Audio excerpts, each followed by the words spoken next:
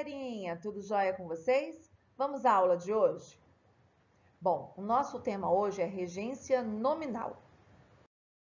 Na aula passada, nós vimos um texto que falava sobre as línguas indígenas, né? Sobre o cuidado, o idioma nativo dos índios, materiais e tudo mais. Enfim, hoje nós vamos dar uma recapitulada agora para darmos continuidade ao conteúdo.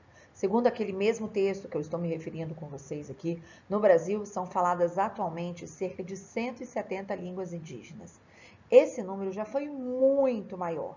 De acordo com especialistas, mais de 1.000 idiomas eram falados antes da colonização europeia. Quanta mudança já aconteceu, né? De mais de 1.000 idiomas, hoje só temos 170. Bom, a reportagem que vocês leram comenta também uma contradição que nos chama muita atenção, que a população indígena aumentou muito nos últimos anos. É que os falantes das línguas nativas estão diminuindo. Como podemos explicar isso? Preconceito. Isso mesmo, pessoal. Por causa do preconceito que os índios sofrem, muitos estão deixando de falar o seu idioma por acreditarem que esse é o caminho mais adequado para obter fluência na língua portuguesa. Com isso, eles tentam alcançar mais reconhecimento social. Mas o que mais prejudica a transmissão do idioma nativo dos índios é a falta de um material pedagógico adequado. Além desse tipo de preconceito, os índios também sofrem com a discriminação por acharem que eles são do passado. Uns dizem que eles não têm história, outros que eles são primitivos, outros ainda que eles são aculturados e muitos acham que eles são preguiçosos. Aí está, pessoal, na sua tela, a página para você recordar de que texto eu estou me referindo. O título dele é Pela Sobrevivência das Línguas Indígenas. Então, pessoal, só dando a recordada, ok? Está lá no seu livro, esse texto aqui. As línguas naturais não são apenas instrumentos de comunicação social, mas são também os meios de que dispõem os seres humanos para elaborar, codificar e conservar seu conhecimento do mundo. Cada língua está intimamente ligada aos processos cognitivos e à experiência acumulada pelo povo que a fala através de sucessivas gerações. Bom, apesar dessa diminuição no Brasil que acabamos de falar, o Brasil continua sendo um dos países com maior variedade linguística do mundo. Você tem ideia de quantas famílias linguísticas sobrevivem no país? Bom, estão presentes aqui no nosso país cerca de 37 famílias ou subfamílias linguísticas. Lembrando que as famílias linguísticas são os conjuntos de línguas que derivam de um mesmo idioma ancestral e apresentam semelhanças entre si. O português, por exemplo, pertence à família das línguas latinas, junto do espanhol, do francês, italiano e etc. Todas descendentes do latim. Bom, diante de tanta informação, é possível dizer que no Brasil só se fala português? Você acha que sim? Claro que não, né, gente? Podemos afirmar que o português é a única língua falada em todo o território nacional? Não, não podemos, ok? Bom, lá no seu texto, nós temos uma parte dele que diz assim: diante da importância da escrita para a cultura ocidental, o fato de as línguas indígenas serem ágrafas contribui para a sua vulnerabilidade. Ágrafa significa que ela não tem forma escrita. Então, o fato das línguas indígenas não terem sua forma escrita contribui muito para essa vulnerabilidade, esquecendo a língua, de não conseguir passar de geração em geração, porque ela não tem ali um registro.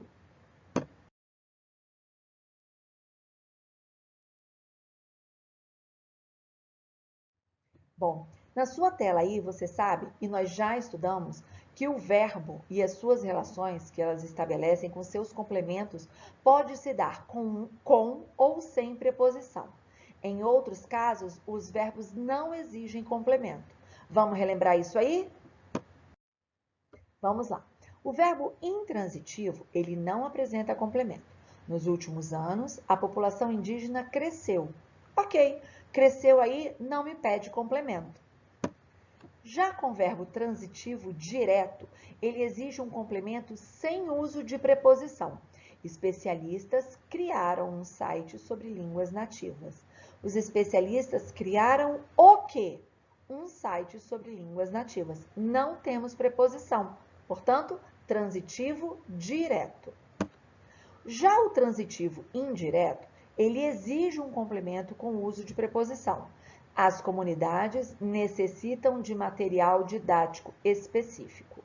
As comunidades necessitam de quê? De material didático específico. Olha o desenho aí, a nossa preposição, ok? Mas também temos o transitivo direto e indireto.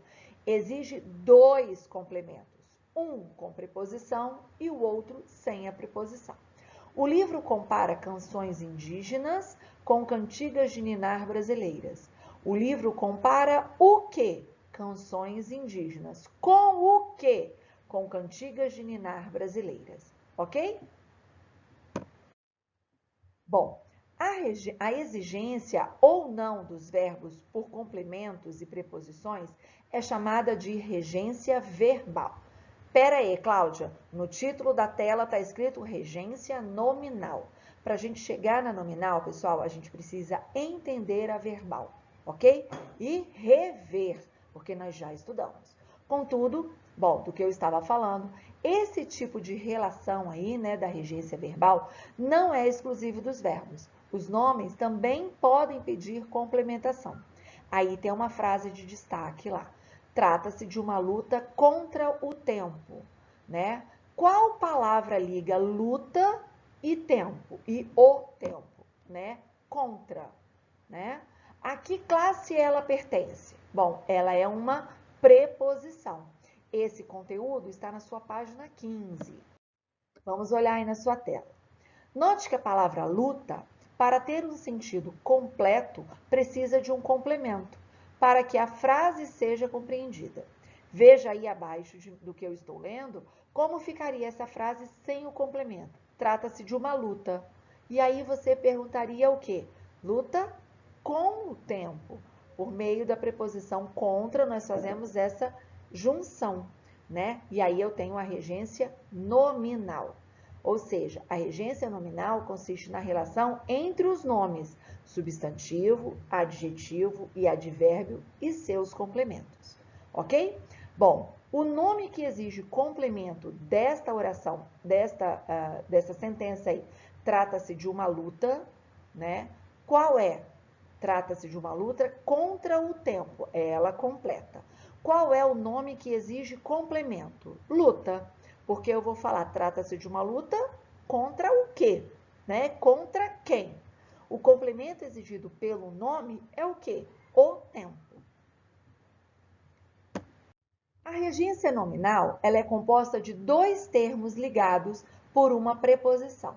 O primeiro é o termo regente, que comanda o complemento. Já o segundo é o termo regido, é comandado pelo regente. Observe aí o exemplo que está aí na sua tela. O estudo é o caminho para a preservação. O estudo é o caminho para quê? Para a preservação. Então, o caminho é o termo regente, é aquele que manda, que comanda o complemento. Temos a preposição para e para a preservação, preservação é o termo regido. Esse conteúdo já está na sua página 16.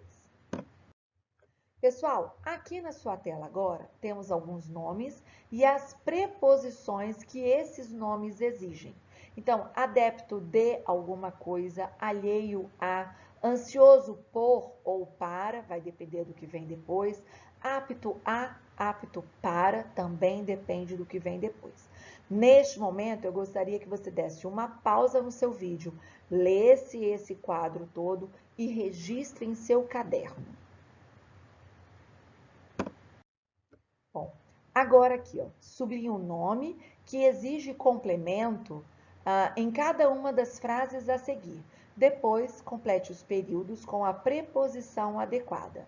E aí, para fazermos esse exercício da página das páginas 16 e 17, o exercício 29, você precisa do quadrinho que você acabou de ler e anotar no seu caderno. Então, vamos lá. Depois do teste, ele estará apto a lecionar esta matéria. Qual é a palavra aí? Apto. Está apto a lecionar ou para lecionar esta matéria. Letra B. Foi fiel seus princípios até o fim. A palavra aí, fiel, né? É o termo que rege. E aí, foi fiel a quê? A seus princípios até o fim. E aí, pode ser a ou aos seus princípios até o fim. Letra C. Ele é cioso de seus afazeres. Já até falei a resposta, né? Cioso é a palavra e o D. Esteja atento a todos os detalhes. A palavrinha aí é atento. Atento a quê? A todos os detalhes. Mesmo um bom projeto de pesquisa é passível de quê? De questionamentos e reformulações.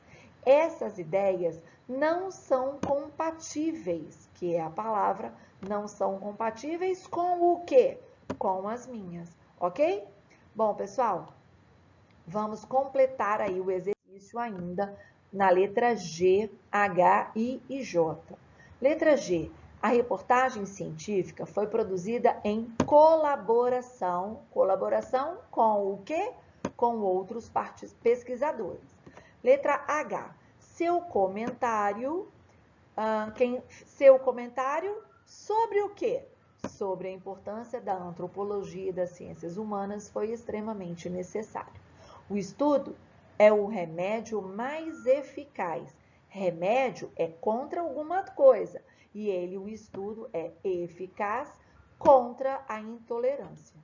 As culturas indígenas demonstram o mais profundo respeito, que aí é a palavrinha, respeito pelo quê? Por o quê? Por ecossistemas complexos como a floresta amazônica e a mata atlântica. Esse exercício se conclui na página 17, ok? Vamos lá agora na página 18, exercício 32. Releia as seguintes passagens da reportagem. O título dela, né? Pela sobrevivência das línguas indígenas. Observe a preposição em destaque, identifique o termo regente, a classe desse termo e o termo regido. Vamos lá na letra A? São hoje 434.664 as pessoas aptas a utilizá-las. Termo regente, aptas. Classe do termo regente, adjetivo. Termo regido, utilizá-las. Bem fácil. Letra B. Uma geração de pesquisadores que iniciou seus estudos junto às comunidades. Termo regente, junto. Classe do termo regente, advérbio. Termo regido, comunidades. Vamos à letra C, então. Os Juruna acreditam que o sono leva temporariamente a alma das pessoas para longe do corpo. Termo regente, longe. Classe do termo regente, advérbio. Termo regido, corpo.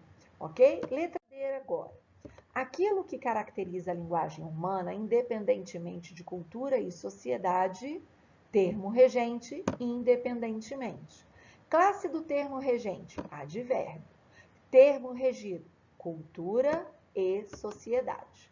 Ok? Letra E. Poucos anos depois, a participação em um projeto, termo regente, participação.